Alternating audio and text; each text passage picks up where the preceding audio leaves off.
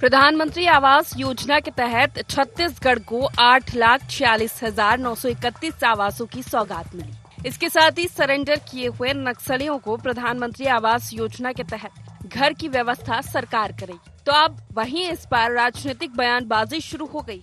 मुख्यमंत्री विष्णुदेव साय ने इसे प्रदेश के लोगों के लिए खुशी का दिन बताते हुए कांग्रेस पर निशाना साधा। उन्होंने कहा कि 5 साल कांग्रेस सरकार ने पीएम आवास रोक कर रखा था। 18 लाख लोग पीएम आवास से वंचित हो गए थे। पीएम नरेंद्र मोदी को श्रेय न मिले, इसलिए भूपेश बघेल ने लोगों को आशियाने नहीं मिलने दिए। पिछले 5 साल जब छत्तीसगढ़ में कांग्रेस पार्टी की सरकार थी तो प्रधानमंत्री आवास योजना जो गरीबों के लिए बहुत ही कल्याणकारी योजना है, उनके सिर में छत देने का योजना है, जिसमें 18 लाख लोग वंचित हो गए थे। हमारे देश के यशस्वी प्रधानमंत्री नरेंद्र मोदी जी छत्तीसगढ़ की जनता से वादा किए थे।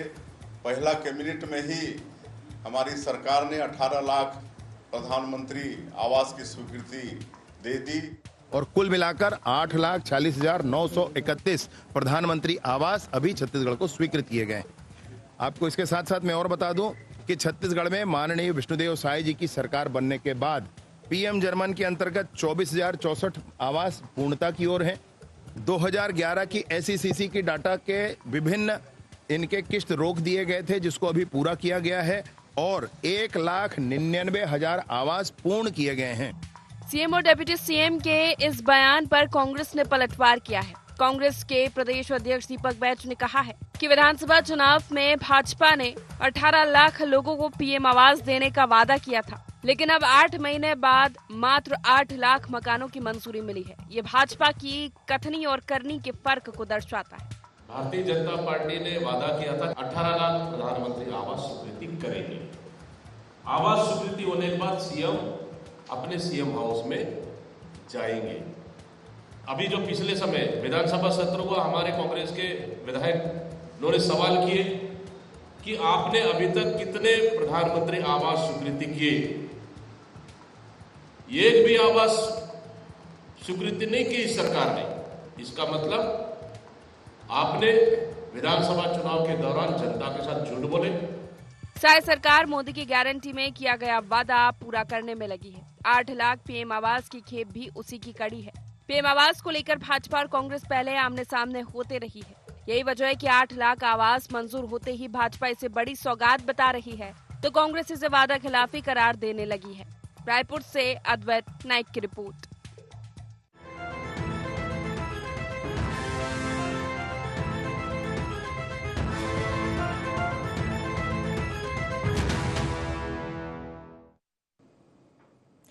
नमस्कार, गुहार छत्तीसगढ़ देख रहे हैं आप और मैं हूं आपके साथ खुशी व्यास। आवास, उपहार और तकरार। जी हां, छत्तीसगढ़ को मोदी सरकार से बड़ी सौगात मिली है। सरकार ने 8 लाख पीएम आवास को मंजूरी दे दी है, लेकिन इसके साथ ही इस पर सियासत भी शुरू हो गई है। वजह है बीजेपी इसे तो बड़ी सौगात बता रही है, लेकिन कांग्रेस सवाल कर रही है कि 18 लाख पीएम आवास देने की मोदी की गारंटी का आखिर क्या हुआ। इस पर भाजपा भी आरोप लगा रही है कि भूपेश बघेल सरकार की वजह से पीएम आवास में छत्तीसगढ़ पिछड़ा हुआ रह गया।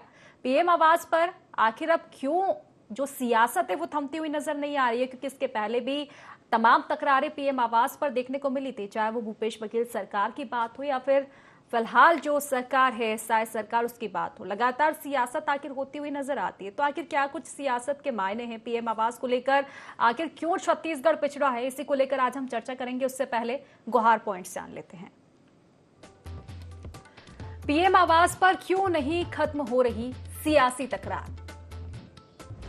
छत्तीसगढ़ के लिए कितनी बड़ी सौगात है 8 लाख पीएम आवास? क्या सचमुच मोदी की गारंटी पर पीछे हट रही साय सरकार? क्या श्रेय की सियासत में पिछड़ी पीएम आवास योजना? तो इन्हीं सब सवालों के साथ, इन्हीं सब मुद्दों पर आज हम चर्चा करेंगे। 3 खास मेहमान हमारे साथ जुड़ चुके हैं। सबसे पहले आपका परिचय करवा देती हूँ। हमारे साथ निशिकांत पांडे जी बीजेपी से जुड़ चुके हैं, अभय नारायण जी कांग्रेस से हमारे साथ जुड़ चुके हैं, और के शर्मा जी वरिष्ठ पत्रकार हमारे साथ जुड़ चुके हैं। आप तीनों ही मेहमानों का बहुत बहुत स्वागत है इस खास चर्चा में। तो निशिकांत जी, सबसे पहले आप ही के पास आना चाहूंगी। गाने के बोल है कि वादा ना तोड़, तो कहीं ना कहीं कांग्रेस का आरोप आप पर यही है कि वादा तो आपने तोड़ दिया है। 18 लाख की बात कही थी, लेकिन सिमट 8 लाख पर ही गए हैं। खुशी जी, आपको, अभय जी को और शर्मा जी को संध्या बेला के जय जवाहर।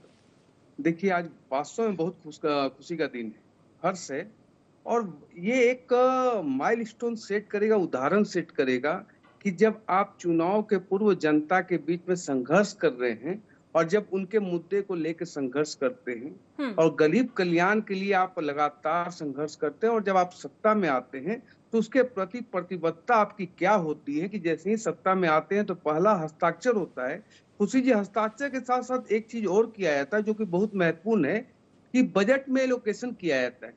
अब दूसरी तरफ देखें, जब कांग्रेस पार्टी आज हमसे सवाल कर रही है तो बड़ा ताज्जुब लग रहा है कि ये कांग्रेस पार्टी वही है जो कहती है पीएम आवास है इसलिए हम पैसा बिल्कुल नहीं देंगे, इस कारण गरीब के सर पे छत नहीं आता, और एक माननीय मंत्री इस्तीफा देता है कि अगर 10,000 करोड़ रुपए आते तो प्रदेश के विकास में काम आते और गरीबों के सर पे छत आते।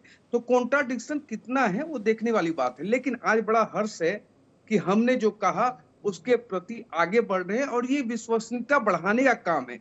जो 5 साल में प्रदेश ने सत्ता के मायने पे विश्वसनीयता खो दिया था, आज प्रदेश में वो पुनः स्थापित होने जा रहा है कि जो पार्टी आपके साथ संघर्ष करती है, आपकी बातों को लेकर विश्वास करके आगे बढ़ती है, वो सत्ता में आती है तो ऐसे कार्य करते हैं। और महत्वपूर्ण विषय क्या है, देखिए, जन कल्याण के लिए ही सरकारें आती हैं। सरकार के आने का कारण ही है, उसका मुख्य विषय बिंदु है केंद्र में जन कल्याण। लेकिन जन कल्याण के काम न करके अगर आप एटीएम के रूप में काम करते हैं और अपने नेत्रियों के पैरों के तले अगर पंखुड़ियां बिछाते हैं तो प्रदेश की जनता देखती है। लेकिन हमारी भावना है सबका साथ, सबका विकास, सबका विश्वास।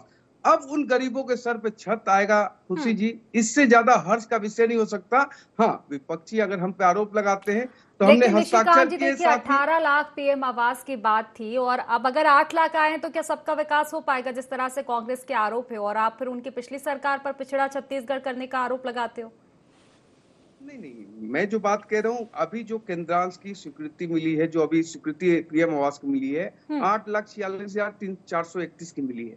हमने जो 18 लाख के लिए संघर्ष किया उसके लिए प्रतिबद्धता है हमारी, और जो हमने कहा एक एक परिवार को जो भी इस श्रेणी में पात्रता रखता है उनके लिए मकान बनाया जाएगा। और ये सिर्फ छत्तीसगढ़ के लिए नहीं है खुशी जी, पूरे पेन इंडिया में ये आवास योजना चल रहा है, और गरीबों के जन कल्याण के लिए आदरणीय नरेंद्र मोदी जी के नेतृत्व में हमारी सरकार लगातार प्रयास कर रही है। 4 करोड़ से ज्यादा बनाया गया और बनाना है, हम बनाएंगे लगातार, और उनको इस गरीबी रेखा से ऊपर लाने का काम हमारी सरकार का प्रमुख मुद्दा भी है और काम भी। जी ठीक है, चलिए प्रतिक्रिया ले लेती हूँ। अभय नारायण जी, देखिए, एक सब्र की बात कहीं ना कहीं बीजेपी करती हुई नजर आ रही है। देखिए, शुरुआती दौर से देखा जा रहा है कि जब से बीजेपी की सरकार बनी है, जिन मुद्दों को लेकर आप घेरते हैं, कहीं ना कहीं वो वादा जो बीजेपी ने किया था चुनाव से पहले वो वही पूरा कर देती है और मुद्दा आपसे छीन लेती है। पीएम आवास की आप बात कर रहे हैं, ठीक है, 18 लाख की बात थी, लेकिन शुरुआत तो कहीं ना कहीं की, और साथ ही ये भी कहा है कि ये लगातार अब जारी रहेगा ये सिलसिला।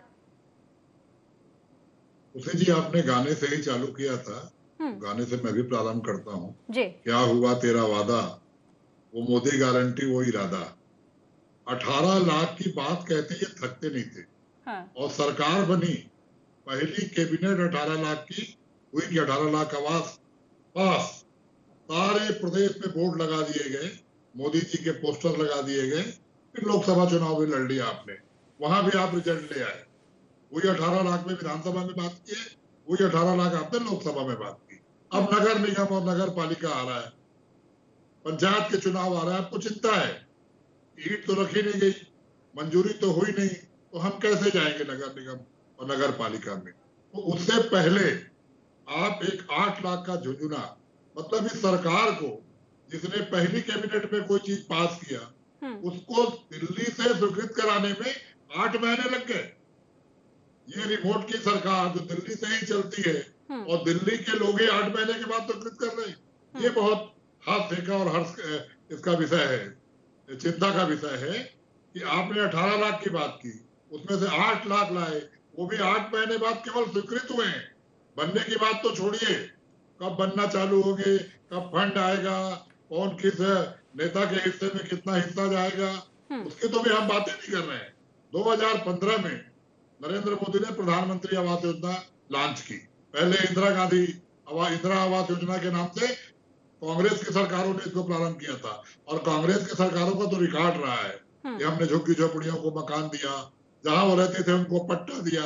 अर्जुन सिंह जी का कार्यकाल मध्य प्रदेश में सबको याद होगा कि जो 82-84 के पहले जहां रह रहा था उसको वहीं पट्टा प्रदान किया गया।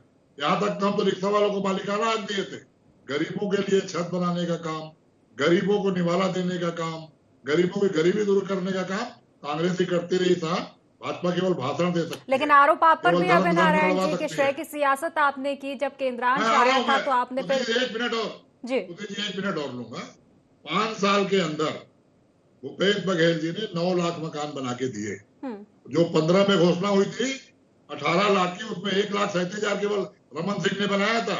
9 लाख मकान तो भूपेश सरकार ने बनाए। झगड़ा कहाँ पे आया? पहले ये 90-10 का था, फिर 80-20 का हुआ, और प्रधानमंत्री जी ने इसको 60-40 कर दिया। नाम प्रधानमंत्री आवास, तो भूपेश बघेल जी ने पत्र लिखकर कहा कि अगर 60-40 की बात आपने कर दिया है, 40 हम देंगे, तो इसका नाम प्रधानमंत्री आवास क्यों? फिर 100 आप दीजिए। और कोरोना के बाद भी आपने हमको जीएसटी नहीं दिया, आपने कोयले की रॉयल्टी नहीं दी, केंद्र ने हमारा पैसा रोका, कोरोना का संकट था, उसके बाद भी मकान नहीं रुकते थे।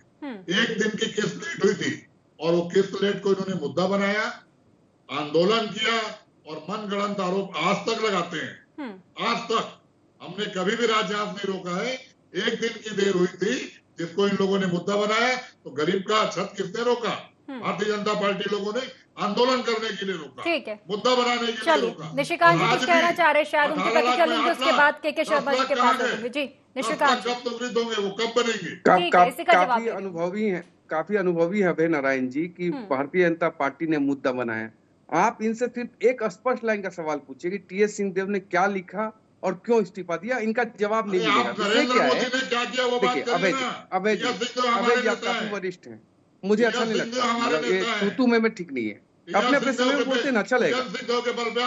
अपने अभय जी आप काफी वरिष्ठ हैं, आप अपने अपने और अन्याय के खिलाफ हमारे साथ लड़ रहे हैं। चलिए ठीक है अभय जी, आपके पास लौटूंगी। ठीक है अभय जी, आपके पास लौटूंगी मैं। निशिकांत जी को बात रख लेने दीजिए अपनी। मैं वही कह रहा हूँ अभय जी, प्लीज हैव सम पेशेंस। खुशी जी, जो मैं बात कह रहा हूँ कि जो टीएस सिंहदेव जी ने 10,000 करोड़ रुपया प्रदेश को आता, केंद्रांश आता तो विकास होता प्रदेश का, और दूसरा जो गरीब के सर पे छत मिलता। ये 4 पन्नों का चिट्ठी लिखा था उन्होंने। किसके लिए लिखा था? भूपेश दाऊ जी के लिए। दूसरा, भूपेश दाऊ जी ने क्या स्टेटमेंट दिया था कि पीएम आवास नाम है इसलिए हम राजस्व नहीं देंगे, इस कारण केंद्रांश वापस चला गया। ये क्या इलॉजिकल बात कर रहे। तीसरा, इन्होंने कहा कि हमारे इंदिरा जी ने, अर्जुन सिंह जी ने गरीबी हटाओ का नारा दिया। भाई साहब, गरीब शोषित पीड़ित वंचित आज तक करते हो आप। गरीबी हटाओ का नारा तो नेहरू जी से शुरू हुआ, अभी भी राहुल गांधी खटाखट गरीबी हटाने के चक्कर में है। तो ये 7 दशक 8 दशक तक आपकी राजनीति हटी, आपकी तो गरीबी हट गई, उन गरीबों का भला क्यों नहीं कर पाए? एक एम्स था अदना सा, यहाँ 22-23 एम्स रनिंग में है। कल्पना कीजिए अभय नारायण जी, थोड़ा सा जन सरोकार रखा कीजिए। जब जो गलतियां हुई है आपसे उसको स्वीकृति दीजिए। प्रदेश की जनता ने स्वीकृति दी है, फिर भी आप डिबेट में झूठ बोलने का काम कर रहे हैं। विषय इतना ही है खुशी जी, 18 लाख की प्रतिबद्धता आज भी है। जितने पात्र हैं उनको सभी को आवास देने का संकल्प हमारा है और उसमें हम काम करने जा रही है। बोले कि अभी स्वीकृति मिली 8 महीने में, 5 साल में तो आपने केंद्रांश वापस करा दिया, हम तो 8 महीने में स्वीकृति लिया। लेकिन एक विषय इसी पे है कि आपने बोला था 2500 रुपए धान खरीदी का देंगे, ये तो नहीं बोला था 4 किस्त में देंगे। आप तो 1 साल में 4 किस्तों में पैसा देते थे। उस समय तो आपके दिमाग में ये बात नहीं आती थी। तो बस यही है कि इनको प्रोपेगेंडा की राजनीति करनी है। मुझे दीपक यहाँ उससे पहले के शर्मा जी की प्रतिक्रिया ले लेते हूँ। के शर्मा जी, देखिए बात गरीबों की आशियाने की है। हालांकि बीजेपी ने जो वादा किया था 18 लाख का, कहीं ना कहीं देखा जाए तो 18 लाख तो नहीं, लेकिन फिलहाल 8 लाख आवासों को जिस तरह से स्वीकृति मिली है, कितनी बड़ी सौगात आप देख पा रहे हैं छत्तीसगढ़ के लिए? छत्तीसगढ़ जिसे गरीब प्रदेश ही कहा जाएगा, अभी फिलहाल ग्रामीण क्षेत्रों में कच्चे मकानों को पक्का बनाने की एक सपना लोग देख रहे हैं, लंबे समय से कहा जा सकता है। और इसका ये राजनीतिक मुद्दा भी बना। क्योंकि सिर्फ 2021-22 में जब ये पैसा केंद्र का पैसा वापस चले जाता है, यहाँ से राजनीति शुरू होती है। और उसके बाद जो भूपेश बघेल जी कहते हैं कि इसमें प्रधानमंत्री नाम को लेकर के और 60-40 जो रेशियो है उसको लेकर के बात आती है। फिर कहते हैं कि केंद्र से हमको बाकी पैसा जो नहीं मिल रहा है, सेंट्रल एक्साइज का पैसा है, कोयला का है, तमाम केंद्र से राशि नहीं मिली जिसके कारण हम पैसा नहीं दे पा रहे, ये बात आती। फिर आती है जो टीएससी थे, पंचायत मंत्री पद से इस्तीफा देना, और उनका कहना है कि जो 10,000 करोड़ की बात है, ये जितना पैसा यदि जारी होता तो लोगों को उनका रोजगार के अवसर मिलते, तमाम प्रकार के। अभी भी जैसे 8 लाख आवास यदि स्वीकृत हुए बनते हैं तो निश्चित रूप से इसमें जो सामग्री लगती है वो मजदूरी को लेकर तमाम प्रकार के विकास के काम होते हैं, रोजगार के अवसर उपलब्ध होते हैं, छत तो मिलता ही मिलता है। बात यहाँ पे आ रही है कि जो आवास स्वीकृत हुआ है, जो 18 लाख की बात आपने चुनाव के समय कही या चुनाव के बाद आपने जो पहली कैबिनेट में जो जारी किया, वो 18 लाख अब कब तक बना कर देंगे? इसी को आज मुख्यमंत्री ने जो कहा है कि हम जो पिछले साल जो है वो राशि निकल चुकी थी इसलिए नहीं मिला, अभी जो 24-25 वाले में हमको ये आवास स्वीकृत हुआ है। इसका मतलब है 2025 मतलब 25-26 में आ जाके कहीं आगे के आवास की स्वीकृति मिलेगी, ये कहा जा सकता है, क्योंकि पिछले समय जो राशि वापस गई वो अन्य राज्यों को दे दी गया। तो छत्तीसगढ़ के साथ इस जो राजनीति के में ये जो गरीब परिवार फंस रहे हैं, ये बहुत दयनीय स्थिति कहा जा सकता है, क्योंकि लोगों को मकान की इंतजार कर रहे हैं। जैसे भूपेश बघेल ने आर्थिक सर्वे कराया, उसके आधार पर आवासों की और 47,000 आवासों की कर दी, पैसा जारी कर दिया। क्या वो 25,000 में कितना आवास बने हैं और पहले की द्वितीय की तृतीय की जो बने, पहले भी जो आवास जो बनने की बात कही जा रही है उसमें भी भ्रष्टाचार की बात आती है। अब आवास मित्र बना है, उनके माध्यम से 100 घर के बीच में आवास मित्र बनाएंगे, तो आवास बने हैं कि नहीं बने हैं, ये तमाम प्रकार के हैं कि इसका क्रियान्वयन भी महत्वपूर्ण है। जो खाते में पैसा जा रहा है, पहला किस्त जाने के बाद यदि उसने मकान नहीं बनाया तो उसका पैसा तो वापस नहीं ले सकते। तो तमाम प्रकार की बातें हैं, इसको लेकर राजनीति से हटके, लेकिन फिलहाल निश्चित रूप से कहा जा सकता है कि शायद सरकार के लिए जो केंद्र सरकार से जो आवास स्वीकृत हुआ है, ये एक जो है आने वाले चुनाव की दृष्टि से भी कहा जा सकता है, तो एक संतोषप्रद तो है ही कहा जा सकता है। लेकिन आवास बनना और लोगों को कब तक मिल पाएगा, ये भी लोग इंतजार कर रहे हैं, जो कांग्रेस का सवाल है। निश्चित तौर पर एक कहीं ना कहीं राहत तो मिली है के शर्मा जी। अभय जी, देखिए जिस तरह से सवाल एक आप पर उठाए जाते हैं और ये कहें कि एक धब्बा कहीं ना कहीं बीजेपी आप पर लगाती है कि केंद्रांश लौट गया था उस समय लोगों को आवास नहीं मिले थे, तो ये तो आप पर आरोप है इसे। और इसी के साथ भूपेश बघेल जी की भी कई तरह की बयानबाजी आई थी कि श्रेय लेने के चक्कर में बीजेपी को श्रेय मिल जाएगा, इस वजह से उन्होंने आवास को स्वीकृति दी, तमाम तरह के आरोप है। लेकिन आरोपों के बीच अगर देखिए आपका भी यही था कि बीजेपी अपना वादा पूरा नहीं कर रही, अगर कदम बढ़ाया है बीजेपी ने तो आपको तो स्वागत करना चाहिए, क्योंकि साथ ही सीएम विष्णुदेव साय ने यह भी कहा है ना कि ये जो सिलसिला ये तो जारी रहेगा, अभी 8 लाख मिले, आगे और भी मिलेंगे। स्वागत, अगर एक भी आवास जिस दिन बन जाएगा, पहले आवास में हम माला पहनाने जाएंगे। 8 महीने में तो केवल बात हो रही है कि स्वीकृत हुआ, अभी आया नहीं पैसा, अभी केवल कागज आ गया कि 8 लाख हमने स्वीकृत कर दिया है। ये प्रधानमंत्री जी ने कह दिया, मुख्यमंत्री जी ने प्रेस कॉन्फ्रेंस कर दिया और 5 साल की सरकार पे थोप दिया। हम तो कह रहे हैं ना कि हम तो ये स्थिति थी कि पैसा हम एक दिन लेट हुआ तो आपने मना कर दिया लेने से, और उस पर आरोप लगाते रहे। आज भी झूठ बोल रहे हैं, कल भी झूठ बोल रहे थे, चुनाव के लिए झूठ बोला जा रहा था। लेकिन भूपेश सरकार ने तो सर्वे करवाया, सर्वे करवा के राज्य सरकार से बनाने का वादा किया कि हमारी सरकार बनी तो हम बना के देंगे मकान। हमने तो सर्वे करा लिया था। आज वो सर्वे सूची वही है, उसी 6 लाख लोगों को, 7 लाख लोगों को जो बचे हुए लोग थे उनको आप 8 लाख में शामिल करोगे, तो आप दे क्या रहे हैं 1,47,000 लोगों को। फिर चलिए हम 18 की बात करते हैं। आज तो 8 की स्वीकृति आई है, कब बनना चालू होगा, कब वो पूरा होगा, कब उसकी पहली किस्त आएगी, कब उसको दूसरी किस्त आएगी, क्या मकान कहीं बन के आके गांव में रख दिए जाएंगे, ये तमाम प्रकार की बातें उठेगी। हम तो ये कह रहे हैं कि अगर स्वीकृति 8 लाख की आई, आपकी मोदी गारंटी 18 लाख की थी, कर देते स्वीकृति हो जाती, फंड रिलीव हो जाता, तो धीरे धीरे बनता भी तो रहता। आज तो बनाने की बात हो रही है। मुख्यमंत्री जी बोले थे कि जब तक 18 लाख आवास नहीं बनेंगे मैं सीएम हाउस ले जाऊंगा। मुख्यमंत्री जी को आवास मिल गया, दोनों उप मुख्यमंत्रियों को आवास मिल गया, मंत्रियों को आवास मिल गया, विधायकों को आवास मिल गया। भाजपा के कार्यकर्ता गमछा लेके घूम रहे हैं, कब उनको निगम मंडल का आवास मिलेगा। वो 8 लाख बेचारे जिनकी आज स्वीकृति की हो, उनको कब मकान मिलेगा, उनको कब आवास मिलेगा। अपना आवास आपने उनके नाम पे 18 लाख के नाम पे आरोप लगाकर, झूठ बोलकर आप अपना आवास बना रहे हैं। विधायक निवास, सीएम निवास, नया आवास, पुराना आवास, यही खेल चल रहा है। हम तो कह रहे हैं कि रिमोट कंट्रोल की सरकार है, दिल्ली से ही सब कुछ हो रहा है, तो 8 महीने क्यों लगे? चले जवाब दे लेती हूँ निशिकांत जी से। निशिकांत जी, देखिए एक आरोप बीजेपी पर हमेशा से रहते हैं कि बड़ी बड़ी योजनाएं बीजेपी लाती है लेकिन जमीनी स्तर पर कुछ अलग नजर आता है। इसके पहले बेहतारी बंधन योजना की अगर हम बात कर ले तो उस पर आप पर आरोप रहते हैं कि कई महिलाओं को लाभ नहीं मिल पा रहा है। बस्तर को लेकर हाल में अमित शाह जिस तरह से पहुंचे थे, आई टेक्नोलॉजी की उन्होंने बात की, शिक्षा को लेकिन आरोप ये थे कि बस्तर में शिक्षा का स्तर ही सही नहीं, शिक्षकों की कमी है। अब ये भी है कि ठीक है, अगर 8 लाख आवासीय आप लेकर आए हैं तो क्या सही ढंग से क्रियान्वयन उनका हो पाएगा, लोगों तक पहुंच पाएंगी वो चीजें? खुशी जी, यही संकल्प है हमारा और इसी के लिए हम जाने जाते हैं सुशासन के लिए। चाहे जल जीवन मिशन के माध्यम से पानी पहुंचाना हो, चाहे घर घर शौचालय पहुंचाना हो, चाहे राशन देने की बात हो, ये सारी व्यवस्थाएं हम लगातार कर रहे हैं। हम पे किसी को मतलब शक करने की आवश्यकता नहीं। लेकिन अभय नारायण जी की कुंठित जो मानसिकता है ना, वो यहाँ दर्शाई हो रही है, दिखाई दे रही है कि आपने खुद बनाया नहीं।